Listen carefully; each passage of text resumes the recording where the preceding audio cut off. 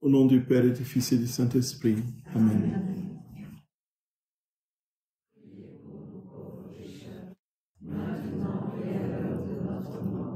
Je vous salue Marie, pleine de grâce. Le Seigneur est avec vous.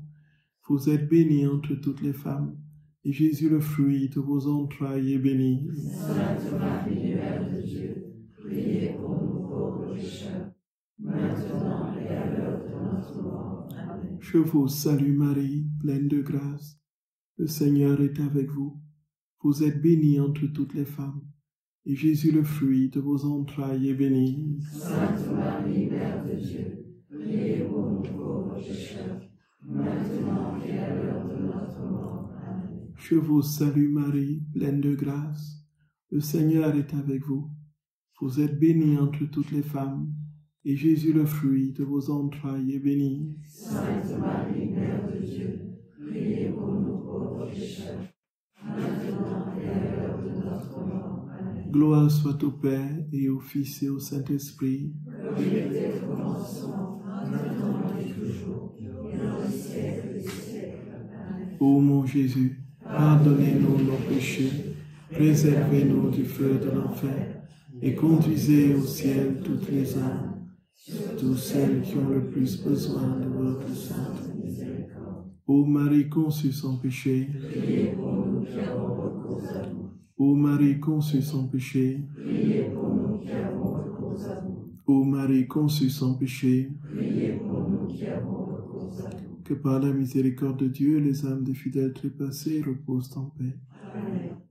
Au nom du Père, et du Fils, et du Saint-Esprit. Amen.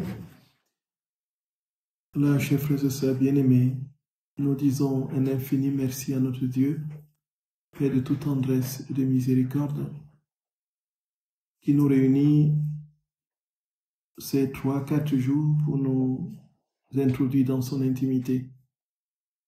Et nous savons que Dieu ne peut pas agir en nous tant qu'il y a d'obstacles. Il ne peut s'établir que lorsque le terrain est bien disposé. On sait que notre Seigneur, frères et sœurs bien-aimés, ne veut partager sa gloire avec personne, ni avec rien. Et cette détermination de Dieu de tout mettre de côté pour s'établir lui-même, c'est pour nous donner tout de manière parfaite. Le temps d'une retraite, c'est le temps où nous essayons de mettre tout de côté. Et nous avons quitté nos maisons, quitté nos occupations. Nous avons quitté tout ce qui pouvait constituer ce que nous appelons notre vie pour prendre 3, 4 jours, 5 jours pour le Seigneur. Et c'est pour nous l'occasion, effectivement, déjà de lui rendre grâce, de nous avoir donné cette possibilité de tout quitter pour lui pendant ce laps de temps. Mais aussi, frères et sœurs d'amour, lui rendre grâce parce que ce qu'il veut nous donner pendant ces jours dépasse infiniment tout ce que nous pouvons, le temps de toute une vie engranger. Et c'est pourquoi, si nous avons pris des dispositions pour qu'il n'y ait rien qui nous empêche d'être tout à lui pendant ces jours, il faut que sur place aussi nous prenions toutes les dispositions pour qu'il n'y ait rien qui l'empêche de se donner. Et sinon, nous aurions fait tout ce travail en vain. Nous aurions mis tout de côté pour venir tout simplement ne pas l'accueillir à la juste mesure de ce qu'il voulait nous donner. Et c'est pourquoi, frères et sœurs bien-aimés, l'obstacle majeur dans le temps d'une retraite, c'est le bruit, c'est le bavardage, c'est tout ce qui va nous sortir de Dieu et de sa présence. Et c'est pourquoi, frères et sœurs d'amour, au début de chaque retraite, nous prenons le temps de parler du silence, d'insister sur cette grâce que le Seigneur nous fait pour que nous essayions le temps de 4 jours d'être un tout petit peu semblable à lui, puisque c'est un Dieu de silence par excellence. Et c'est parce qu'il est silence qu'il parle. Sa parole est silence et son silence est parole. Et s'il n'y a pas de silence, il n'y a pas de parole véritable. S'il n'y a pas de silence, ce qui va sortir, ce sera du bruit. C'est le silence qui conditionne la parole et la fait naître. Et c'est pourquoi, frères et sœurs d'amour, nous voyons combien les amis de Dieu, en une seule parole, convertissent des centaines de milliers de personnes. C'est tout simplement parce que cette parole est remplie, parce que cette parole est pétrie du silence de la présence de Dieu. Voici que notre Seigneur, à la création du monde, personne n'y était. C'était dans un silence total et absolu. Quand on veut même entrer dans les hypothèses du Big Bang et tout ce que les scientifiques mettent aujourd'hui en lumière pour tenter d'expliquer l'origine de l'univers, tout commence dans un silence absolu. Personne n'y était. Dieu a tout généré dans l'immensité de son amour, dans la perfection de la communion trinitaire, sans un seul bruit à l'extérieur. Et le monde est né, les générations se sont succédées, et le Fils de Dieu est venu en ce monde, frères et sœurs d'amour, dans un silence tout simplement irrationnel. Pourquoi est-ce que Jésus n'est pas descendu du ciel, porté par les anges au vu de tous, avec un vacarme et un bruit tonitruant qui soulève avec des tremblements de terre, qui réveille toutes les âmes présentes à son époque pour contempler la descente du Messie dans la chair?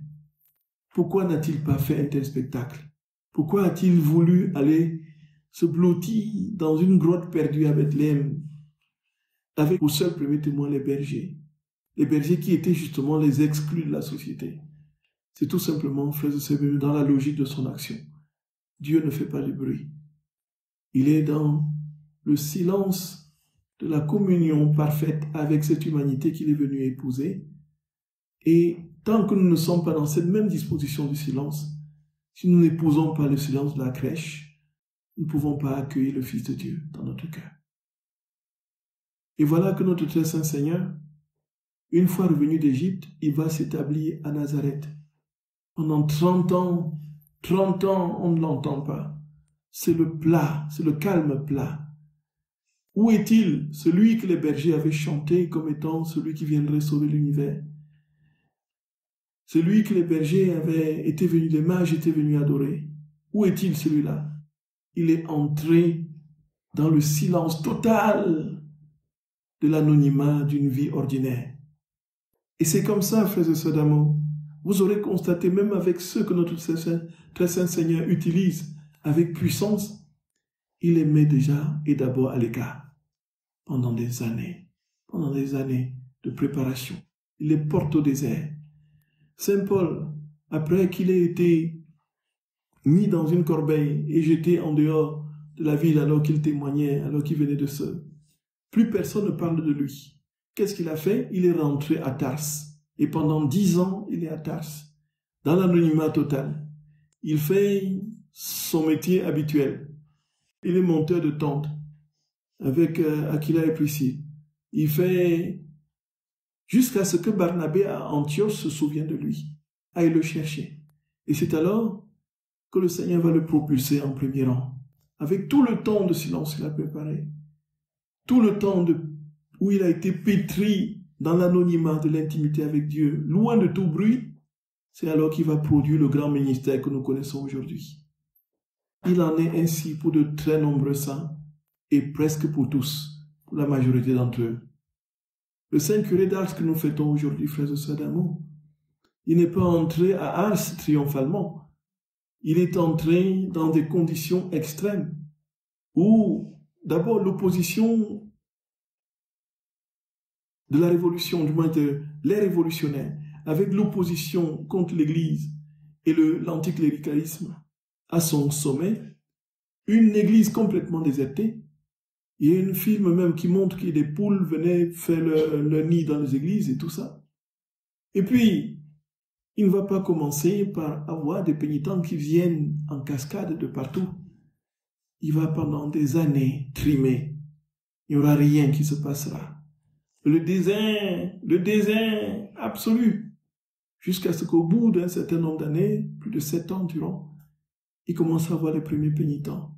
Et c'est alors que tout se produit. Pourquoi le Seigneur a-t-il voulu qu'il passe tant d'années? Frères et sœurs d'amour, le Seigneur ne peut pas nous porter à la transformation totale s'il ne nous élague pas. Et le temps du silence, c'est aussi ce temps de l'élagage. Nous allons nous rendre compte, frères et sœurs d'amour, qu'au fur et à mesure du silence que nous vivrons, les choses monteront en nous. Les bruits intérieurs, à la faveur des bruits extérieurs absents, de l'absence des bruits extérieurs, vont monter. Et naturellement, ce sera pour nous l'occasion d'être lucide de tout ce qui se passe en nous pour les déposer dans le sacrement de réconciliation. Voilà, frères et sœurs bien-aimés. Et notre très saint Seigneur, non seulement il a ainsi vécu, mais il a forgé ses disciples à cela. Et si nous voulons goûter un peu de ce qu'est cette intimité avec le Seigneur, ce n'est pas seulement le temps d'une retraite, mais le temps aussi de notre vie. Essayons de chercher, de trouver des plages de silence.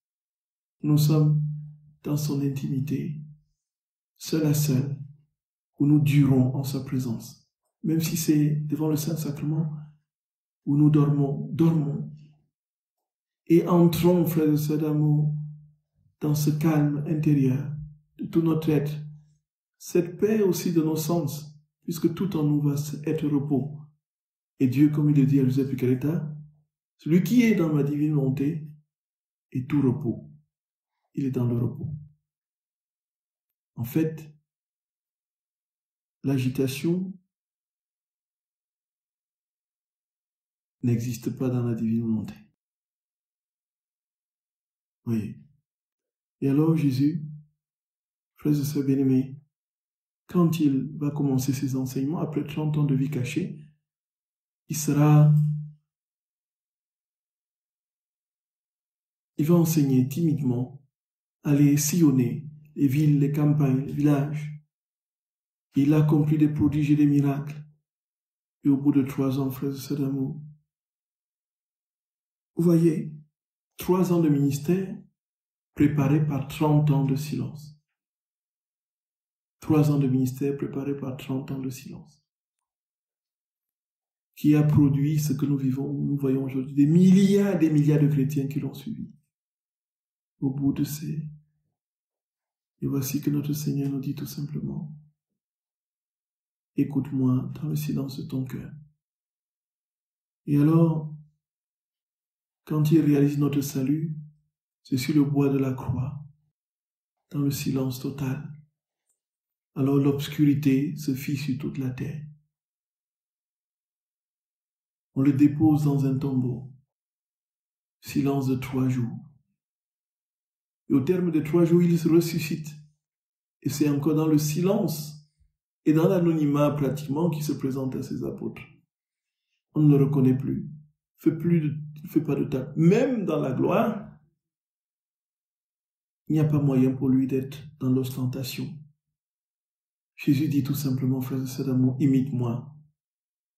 Et c'est pourquoi nous essayons de mettre l'accent sur le silence, frères et sœurs d'amour. Il dit à Joseph Picaretta dans un texte que vous lisez, que vous connaissez, lève le texte, dit, il ne peut construire sa demeure en nous que si nous avons les portes bien faites.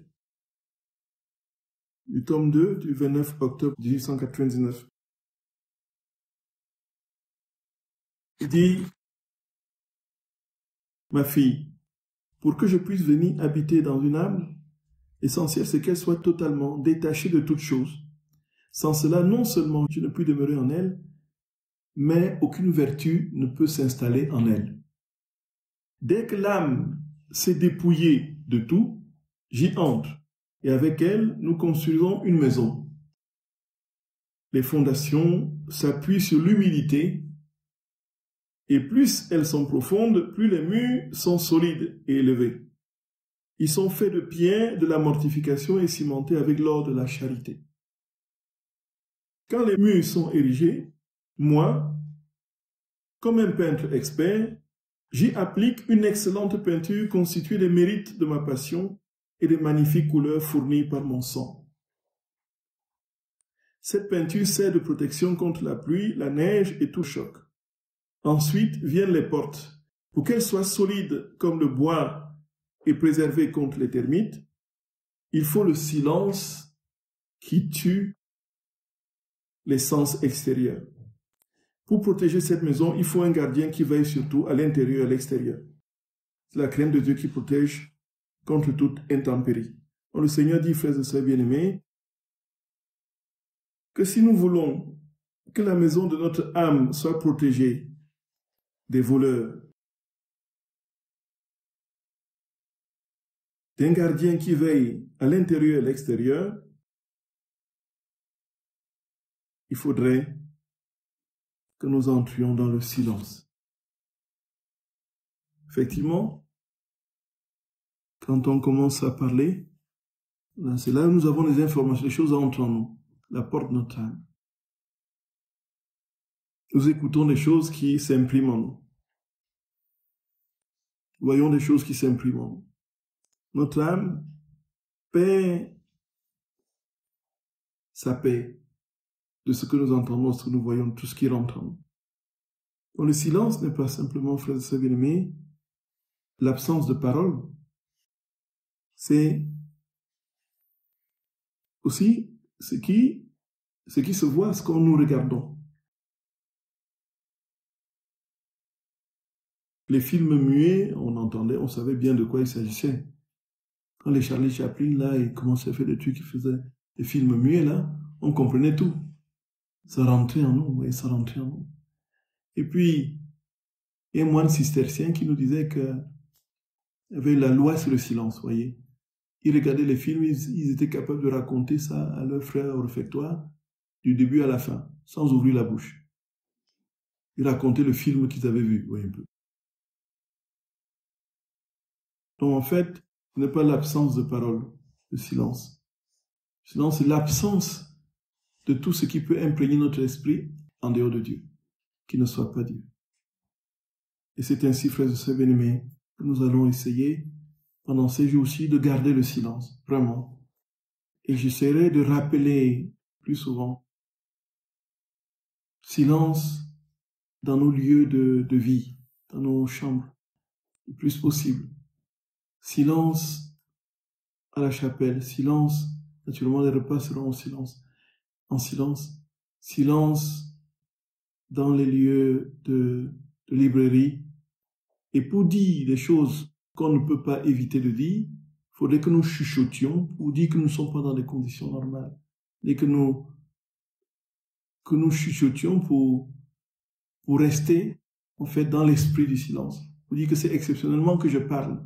Donc c'est pour que la liberté ne soit pas donnée de commencer une conversation qui nous prenne toute la tête et nous sorte de ce que Dieu veut nous communiquer, notre relation avec lui. Et après la messe, après la communion, toutes les Eucharisties, nous aurons un quart d'heure, comme d'habitude, de silence, de méditation, d'action de grâce, avant la post-communion. Et même si pendant ce temps de silence nous dormons, frères et sœurs bien-aimés, dormons dans la paix, parce que Seigneur nous...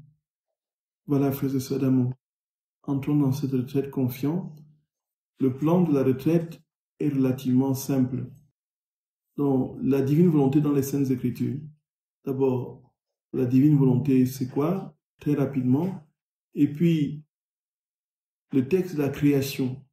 Quand je dis pas la création, nous avons été créés à son image et à sa ressemblance. Qu'est-ce que ça veut dire dans les enseignements que Jésus donne à Luisa Picaretta? Et puis, la création en elle-même. Quand Dieu dit, il vit que tout cela était bon, il créa le ciel, il vit que tout cela était bon. Qu'est-ce que ça veut dire? Tout cela était bon. Nous écoutons les textes de l'Écriture, nous les lisons sans plus, sans aller plus en. Mais le Seigneur nous pousse à aller plus au large. Il nous donne des explications absolument lumineuses par ces enseignements qu'il donne à sa servante Luisa Picaretta. Et quand l'homme est ainsi fait à son image, vient la chute. La chute. Comment est-ce que la chute se traduit? Dans la Bible, qu'est-ce qui est dit? Et puis, comment notre Seigneur l'explicite davantage? Et puis, la question maintenant du salut de l'homme, l'incarnation. Quand l'homme va être dans la débilité dans laquelle l'a projeté le péché, il va avoir besoin d'un sauveur. Alors, est-ce que Dieu vient parce qu'il a péché ou ainsi de suite? Et puis, quand il accomplit la rédemption, est-ce que l'œuvre est terminée? Et puis, naturellement, qu'est-ce qu'il a en projet? Et tout ça, nous allons choisir des textes de l'Écriture et mettre en lien avec les enseignements de Jésus à l'usage pour mieux comprendre ces textes et voir comment la divine volonté se déploie de bout en bout, juste dans l'Écriture. Et maintenant, quand il s'agit de la dernière étape, celle que nous vivons aujourd'hui, de ce cadeau, du don de la divine volonté, comment est-ce que Jésus l'exprime? Qu'est-ce qui est dit dans l'Écriture et qu'est-ce que notre Seigneur dit à... Voyez un peu. Voilà un peu, si le temps nous le permet, comment nous allons articuler cette retraite, en espérant que tout soit pour que nous grandissions en sainteté et que nous soyons transformés en le Seigneur, pour que son règne vienne et que sa volonté soit faite sur la terre comme au ciel.